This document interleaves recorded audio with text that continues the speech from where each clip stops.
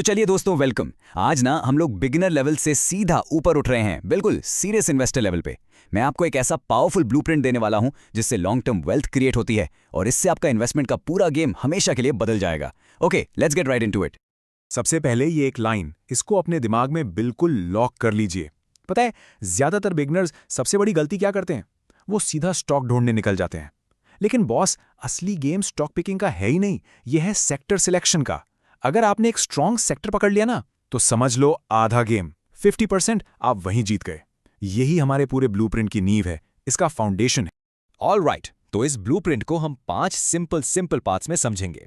पहले हम framework set करेंगे, फिर मैं आपको पोर्टफोलियो के 10 स्ट्रॉन्ग पिलर्स बताऊंगा, यानी 10 सुपर स्ट्रॉन्ग सेक्टर्स। फिर हम डिस्कस करेंगे कि आपकी फाइनल इन्वेस्टमेंट स्ट्रैटेजी क्या होनी चाहिए, और सबसे एंड में मैं आपको वेल्थ क्रिएशन का एक गोल्डन रूल दूंगा। रेडी? तो ठीक है, शुरुआत करते हैं फ्रेमवर्क से। देखो, किसी भी स्टॉक को चुनने से पहले ये समझना जरूरी है कि एक स्ट्रॉन्ग सेक्टर को आखिर पहचानते कैसे हैं। उसके लिए हमारे पास एक बहुत ही सिंपल सा 5 पॉइंट चेकलिस्ट है। ये हैं वो 5 सवाल जो आपको हर सेक्टर से पूछने हैं। नंबर 1, क्या इंडिया की बढ़ती हुई पॉपुलेशन उस सेक्टर को सपोर्ट करती है? 2, क्या गवर्नमेंट का फोकस उस सेक्टर पर है, मतलब क्या पॉलिसी सपोर्ट मिल रहा है? 3, आज से 10 साल बाद क्या उसकी डिमांड रहेगी भी या नहीं? 4, जैसे जैसे लोगों की इनकम बढ़ेगी क्या वो इस सेक्टर में और ज्यादा पैसा खर्च करेंगे? और 5, क्या ग्लोबल ट्रेंड भी उस सेक्टर के फेवर में है? अगर कोई सेक्टर इन 5 चेक्स को पास कर लेता है तो बॉस, वो एक सॉलिड लॉन्ग टर्म कैंडिडेट है। ओके, अब जब हमने फ्रेमवर्क समझ लिया है तो मैंने आपके लिए होमवर्क पहले से कर लिया है। मैंने इस फ्रेमवर्क का इस्तेमाल करके 10 ऐसे सेक्टर्स आइडेंटिफाई किए हैं जो आपके पोर्टफोलियो के लिए बिल्कुल मजबूत पिलर्स बन सकते हैं। ये कोई ऐसी वैसी रैंडम लिस्ट नहीं है, ये प्री वेटेड पावरफुल सेक्टर्स हैं। जी हाँ, 10। ये हैं वो 10 पिलर्स। इन 10 सेक्टर्स में इतना पोटेंशियल है कि ये अगले कई सालों तक इंडिया की ग्रोथ स्टोरी को लीड कर सकते हैं। चलिए एक एक करके इन सबको देखते हैं। पहले 2 पिलर्स हैं बैंकिंग एंड फाइनेंशियल सर्विसेज और आईटी एंड डिजिटल सर्विसेज। अब देखो, लॉजिक बहुत सिंपल है। जैसे जैसे देश की इकोनॉमी बढ़ेगी, लोगों को, बिजनेसेस को, सबको लोन चाहिए होगा। इसलिए बैंकिंग सेक्टर तो एक नेचुरल लॉन्ग टर्म कंपाउंडर है। और दूसरी तरफ है आईटी। अरे भाई, डिजिटल ट्रांसफॉर्मेशन, एआई, क्लाउड, यही तो फ्यूचर है।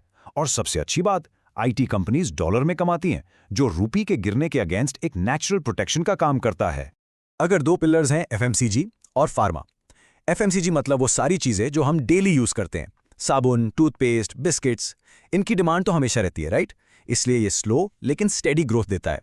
और फार्मा, वेल, हेल्थ की जरूरत तो कभी खत्म ही नहीं होती। यही वजह है कि इसे एक डिफेंसिव सेक्टर कहते हैं। इसका मतलब क्या है? सिंपल, जब मार्केट गिर रहा होता है ना, तब भी ये सेक्टर आमतौर पर टिका रहता है। ये एक स्मार्ट रिस्क मैनेजमेंट स्ट्रैटेजी है। फिर आते हैं इंफ्रास्ट्रक्चर और एनर्जी। जब भी गवर्नमेंट का बजट आता है, आप सुनते हो ना, इतने रोड्स बनेंगे, इतने ब्रिजेस, इतनी मेट्रो लाइंस। ये सब सीधा इंफ्रास्ट्रक्चर और सीमेंट सेक्टर को बूस्ट करता है। और एनर्जी सेक्टर तो एक जबरदस्त ट्रांजिशन की स्टोरी है। हम पुरानी एनर्जी से रिन्यूएबल एनर्जी यानी सोलर, विंड, इनकी तरफ जा रहे हैं। इस बदलाव में बहुत बड़ा ग्रोथ पोटेंशियल है। अब बात करते हैं ऑटो एंड ईवी और डिफेंस की। देखो, इंडिया का मिडिल क्लास बढ़ रहा है, लोगों की इनकम बढ़ रही है, तो लोग गाड़ियां भी खरीद रहे हैं। और ईवी का रेवोल्यूशन तो अभी शुरू ही हुआ है। हाँ, इसमें थोड़ा ऊपर नीचे होता है, इसलिए इसे साइक्लिकल कहते हैं, पर लॉन्ग टर्म डिमांड बहुत स्ट्रांग है। और डिफेंस, ये सेक्टर पूरी तरह से गवर्नमेंट की पॉलिसीज पर चलता है। मेक इन इंडिया जैसे इनिशिएटिव्स इस सेक्टर को डायरेक्ट फ्यूल दे रहे हैं। और हमारे आखिरी 2 पिलर्स, कंज्यूमर ड्यूरेबल्स और केमिकल्स। सोच के देखो, जैसे जैसे लोगों की इनकम बढ़ती है, वो एसी, फ्रिज, वॉशिंग मशीन जैसी चीजों पर खर्च करते हैं। ये एक राइजिंग लाइफस्टाइल सेक्टर है। और केमिकल्स, यहाँ चाइना +1 स्ट्रैटेजी काम कर रही है। इसका मतलब है कि अब दुनिया की बड़ी कंपनीज सिर्फ चाइना पर डिपेंड नहीं करना चाहती और मैन्युफैक्चरिंग के लिए इंडिया जैसे दूसरे देशों को चुन रही हैं। इस वजह से इंडियन केमिकल कंपनीज के लिए जबरदस्त ग्रोथ का मौका है। तो ये थे वो 10 के 10 स्ट्रॉन्ग सेक्टर्स। लेकिन सिर्फ जानकारी से काम नहीं चलता, राइट? अब वक्त है इस नॉलेज को एक्शन में बदलने का। अब मैं आपको बताऊंगा कि इस ब्लूप्रिंट को इस्तेमाल करके आप अपनी फाइनल इन्वेस्टमेंट स्ट्रैटेजी कैसे बना सकते हैं। तो आखिर स्ट्रैटेजी क्या होगी? हमने सेक्टर्स तो समझ लिए, पर अब इनका करना क्या है? पैसा लगाना कैसे है? चलिए अब सीधे एक्शन प्लान पर चलते हैं। देखिए, आपका एक्शन प्लान सिर्फ 4 सिंपल स्टेप्स का है। पहला, अपने पोर्टफोलियो को इन 10 में से कोई भी 4 से 5 स्ट्रॉन्ग सेक्टर्स में आराम से डाइवर्सिफाई करो। ये सबसे इंपॉर्टेंट रिस्क मैनेजमेंट रूल है। दूसरा, हर सेक्टर में से उसकी सबसे स्ट्रॉन्ग मार्केट लीडर कंपनी को पकड़ो। तीसरा, SIP स्टाइल में अक्यूमुलेट करो। एक आम गलती लोग ये करते हैं कि मार्केट गिरने पर डर कर बेच देते हैं। नहीं, एक स्मार्ट इन्वेस्टर मार्केट गिरने पर और खरीदता है। और चौथा और सबसे जरूरी, कम से कम 5 साल का पेशेंस रखो। ये एक लॉन्ग टर्म गेम है, कोई T20 मैच नहीं है। ऑलराइट, अब हम आते हैं इस पूरे एक्सप्लेनर के क्लाइमैक्स पर, इसके सबसे जरूरी हिस्से पर। वो एक गोल्डन रूल जो इस पूरे ब्लूप्रिंट को एक्टिवेट करता है और असली वेल्थ क्रिएशन का रास्ता खोलता है। वेल्थ बनाने की रेसिपी का पहला इंग्रेडिएंट है एक स्ट्रॉन्ग सेक्टर, जिसके बारे में हमने इतनी डिटेल में बात की है। उसमें आप जोड़िए एक स्ट्रॉन्ग कंपनी, उस सेक्टर का वो लीडर जो कंपटीशन को आसानी से हरा सकता है। और आखिरी और सबसे मैजिकल इंग्रेडिएंट है पेशेंस, सही जगह पैसा लगाकर उसको टाइम देने की शक्ति।